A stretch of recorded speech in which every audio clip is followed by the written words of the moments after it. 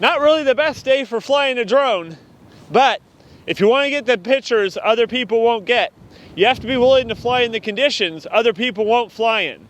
Now what we're going to do today, I mean within reason, and don't put anybody's safety in jeopardy, or your drone safety, or yourself. But what we're going to go over today is 5 tips for flying your drone safely in inclement weather. And get those banger photos that other people won't get because they're not going to go outside if it's not beautiful and sunny. Let's get right into it.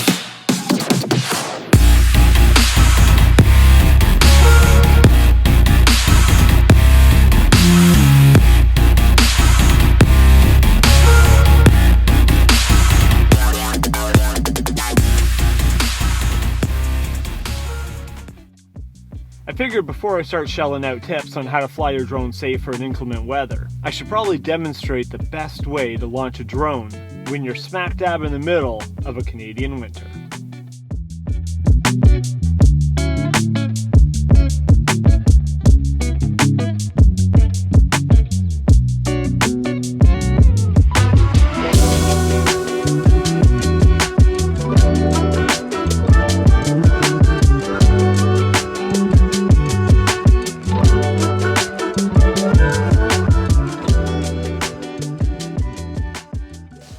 Okay, so the conditions I run into the most are windy conditions. So I'm going to focus the first couple tips around that. Honestly, I haven't found many windy conditions that the DJI drones that I've used in my experience can't handle.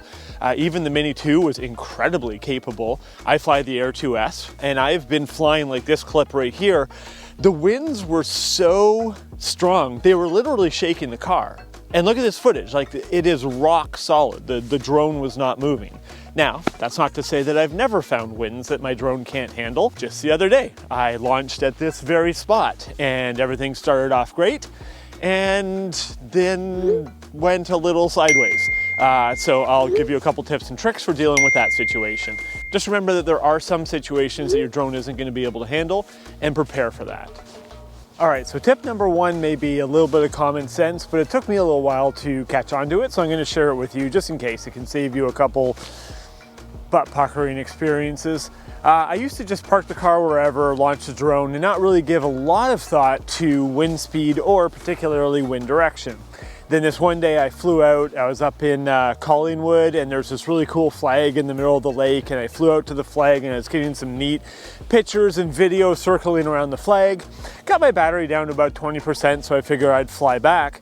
And I noticed it was only coming back at about 15 kilometers an hour, where I'd sort of calculated enough battery for it to come back at 50 kilometers an hour. What I hadn't taken into consideration is that while it was super easy to fly out to the flag and fly around it, when I was flying back, I'm flying into the wind.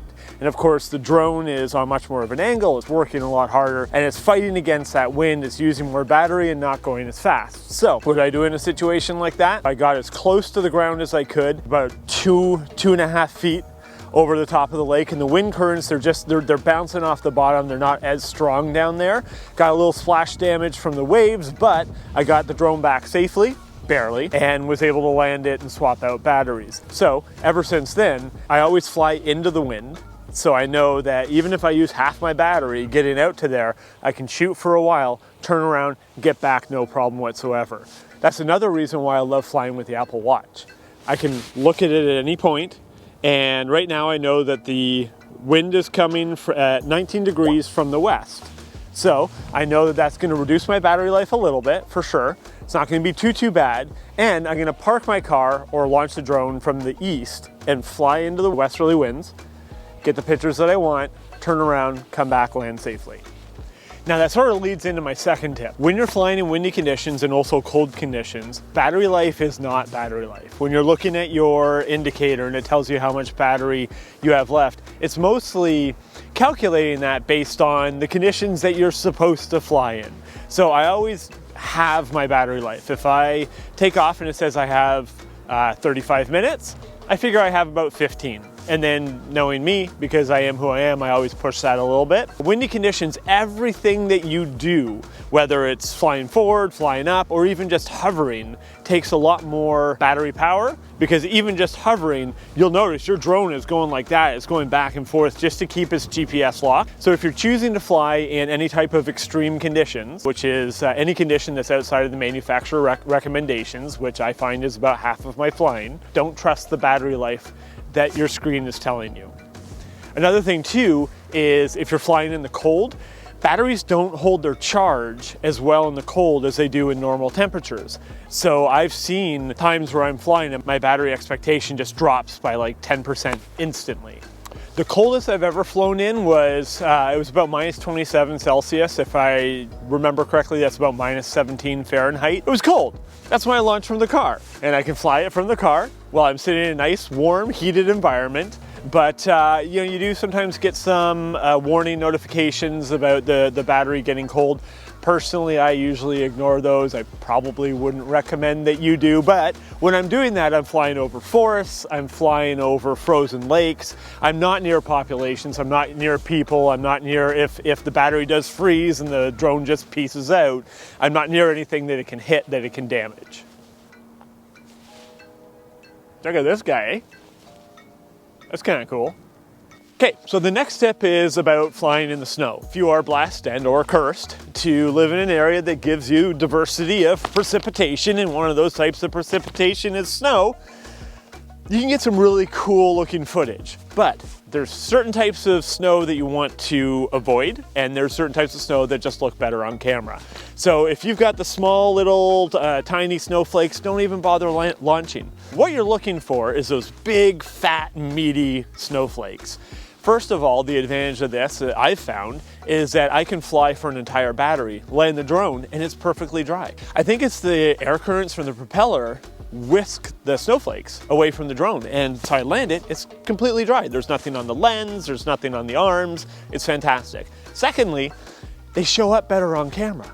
If you're gonna risk your drone and risk your equipment and fly in precipitation, you want it to at least show on camera. Okay, so my next tip is about flying in the rain. First thing you want to take into consideration when you're flying in the rain is don't fly in the rain. What are you, crazy? These are all electronic. It's gonna get in there and it's gonna get wet and the thing's gonna fry and fall out of the sky. So I think you're smart enough to understand that you shouldn't fly in the rain. What a lot of people don't take into consideration is that clouds are just another form of rain, or they're like pre-rain.